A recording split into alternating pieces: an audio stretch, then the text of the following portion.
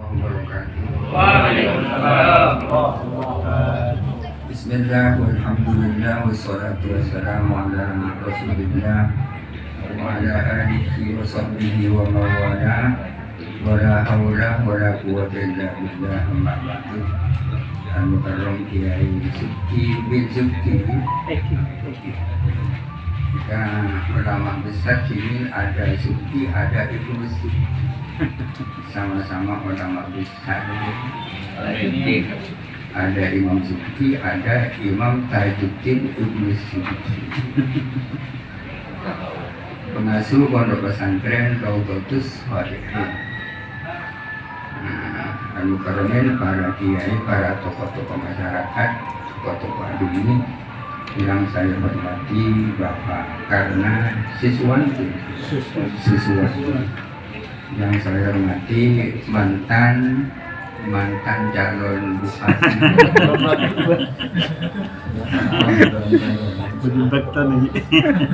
para hadirin sekalian, saya mungkin sudah 4 kali ini ikut cawe-cawe dalam persoalan dukung Bandung. Yang pertama adalah pemilihan gubernur Jawa Timur. Yang kedua adalah pemilihan Bupati Bondowoso. Yang ketiga adalah Pilpres yang sekarang ini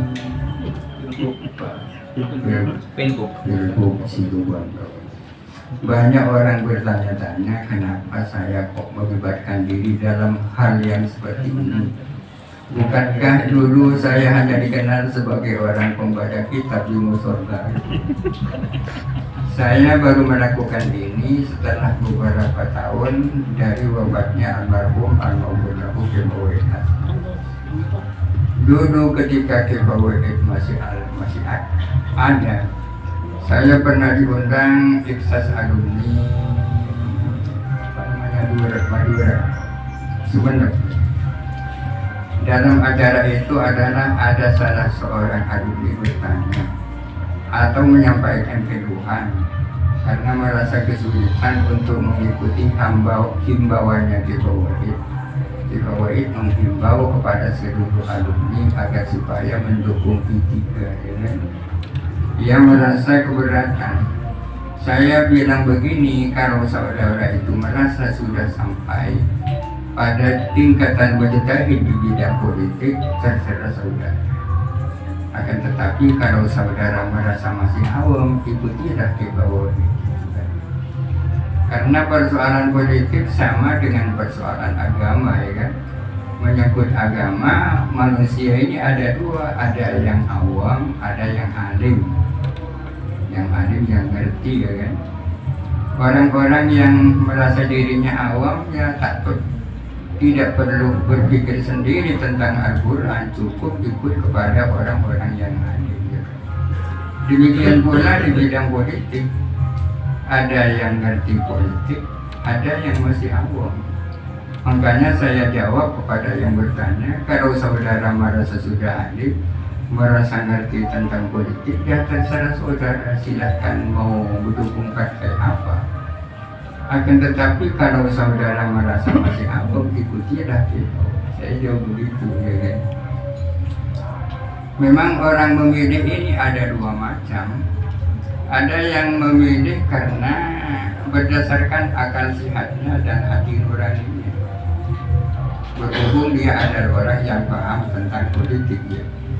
Ada orang yang memang ikut-ikutan, ikut kiainya, ikut syekhnya, ikut ustadznya, dan seterusnya. Yang paling ideal adalah orang yang seperti Kiai Subki. Dari satu sisi dia memang sudah ngerti politik, tahu siapa yang harus didukung. Di sisi yang lain ini dia ingin ikut gurunya di Sukoharjo, itu yang paling ideal. Para hadirin sekalian, tapi yang paling penting basicnya adalah kejujuran, ya kan? Karena pilihan ini menyangkut pilihan antara baik dan yang lebih baik, pilihan antara jelek dan yang lebih jelek, ya kan?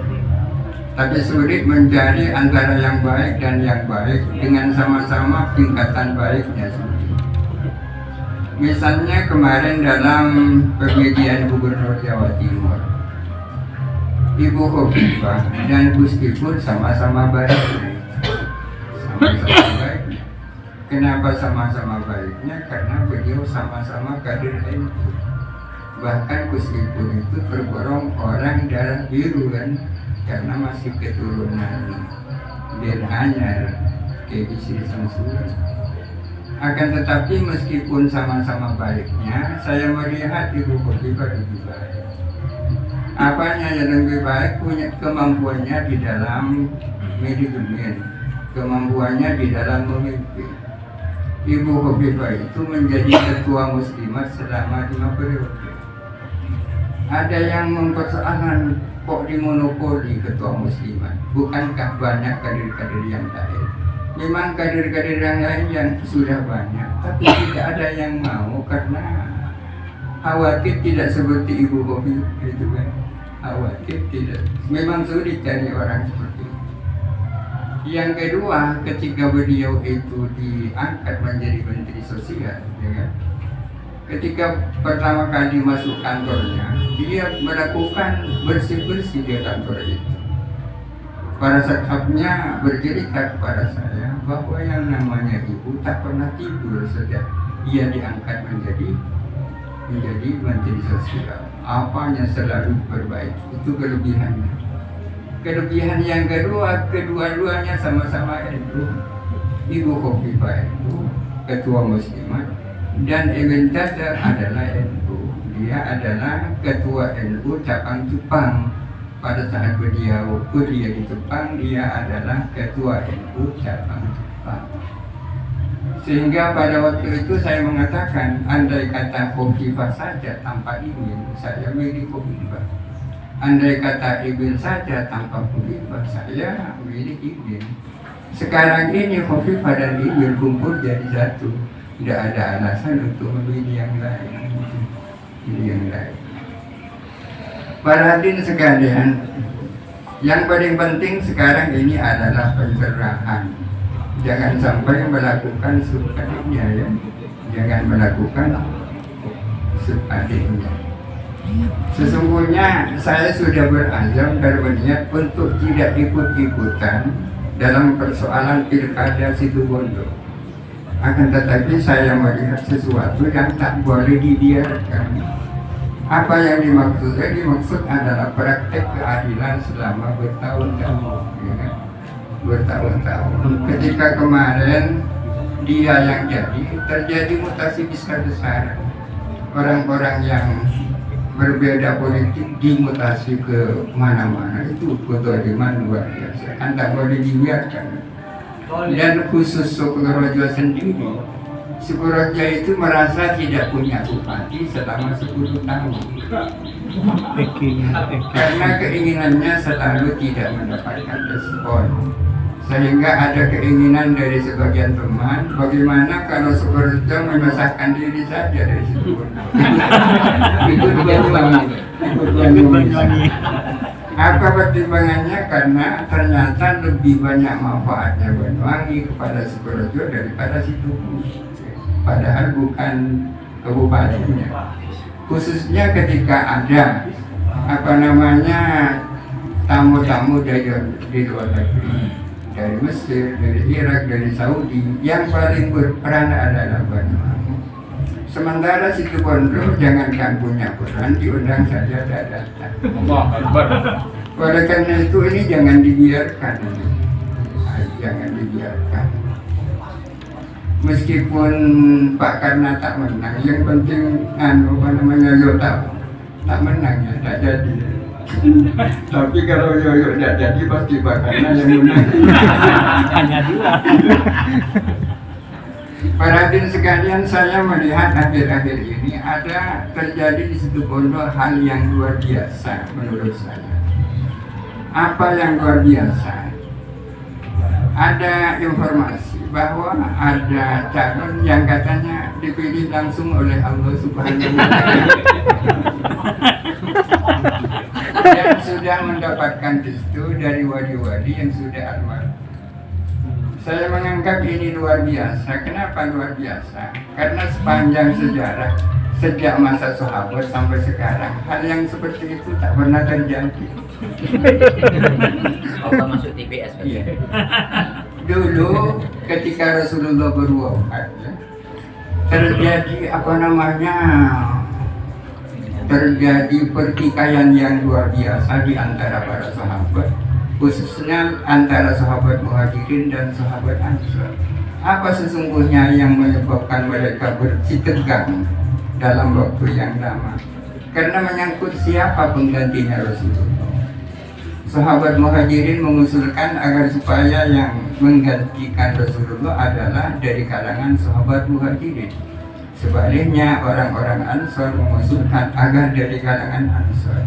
Pertanyaan saya, kenapa pada saat itu kok tidak ada yang mendapatkan ilham bahwa pilihan Allah adalah kok ada? Kalau ini, iya. Kok sampai bertikai begitu lama seperti itu? Kenapa Rasulullah tidak datang gitu kan? Itu kan luar biasa. Contoh lain, pada setelah Ibn Sri Samsuri sebagai Rois Amlah Betul Ulama meninggal, sulit mencari gantinya. Siapa Rois Amlah? Yang digadang-gadang untuk menjadi gantinya adalah Al-Wahub Al-Mawdulahu Kiai As'ad. Tapi apa katanya Kiai As'ad? Walaupun malaikat Jibril datang menyuruh saya untuk jadi Rois Am, saya tidak mau. Yang layak ini Ki Mahrus katanya.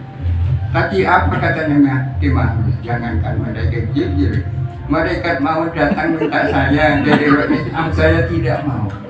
Artinya keadaannya begitu, ya begitu memprihatinkan karena sulit mencari orang yang mau untuk jadi Rois Am. Kira-kira kenapa Ki As'ad kok tak mau?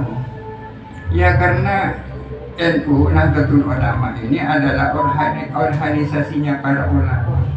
Menjadi orang Islam kan berarti ahli ulama kan, ulamanya ulama juga.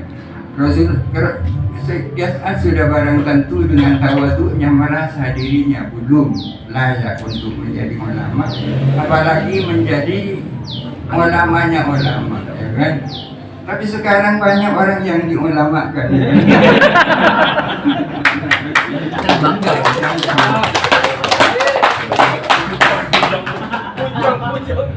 Akhirnya yang diangkat menjadi Rois Am sementara adalah Al-Wahub Al-Mawdulahu yang dimaksud Karafia. Mudah-mudahan kemenangan berada di pihak kita. Amin. Karena saya menginginkan masyarakat Cirebon Situbondo ini cerdas. Selama ini yang terjadi adalah at-tajhil, pembodohan. Ya. Kalau ada orang bodoh tetap bodoh itu biasa itu. Yang luar biasa kalau ada orang pintar jadi bodoh. Kok bisa ya? Karena adanya pembodohan yang dilakukan bertubi-tubi. Mudah-mudahan Pak Karna dan Ibu Khaironi itu, saya kalau Khaironi saya sudah kenal sejak dulu, bahwa beliau adalah selain seorang ibu nyai, beliau juga adalah wakil ketua muslimat. Kalau Pak Karna baru saja, saya asalnya ragu, benarkah Pak Karna ini orang NU? Ternyata setelah ditelusuri, beliau bukan hanya orang NU, tapi beliau ada pengurus NU. Beliau adalah bendahara NU di Bondowoso. Jadi kedua-duanya sama-sama NU. Ya. Sangat janggal, sangat tak masuk akal, di luar akal sehat. Kalau ada orang NU tidak memilih NU, ya kan? Tak tahu kalau yang satunya NU apa enggak.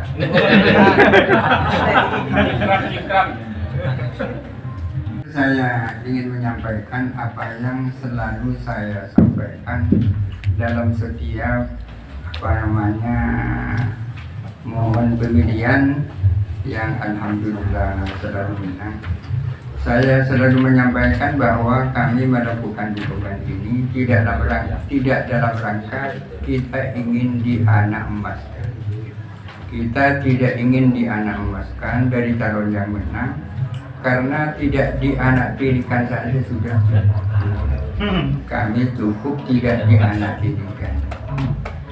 Yang kemudian ada orang bertanya, apakah dukung-mendukung terhadap calon tertentu itu kira-kira ada pahalanya?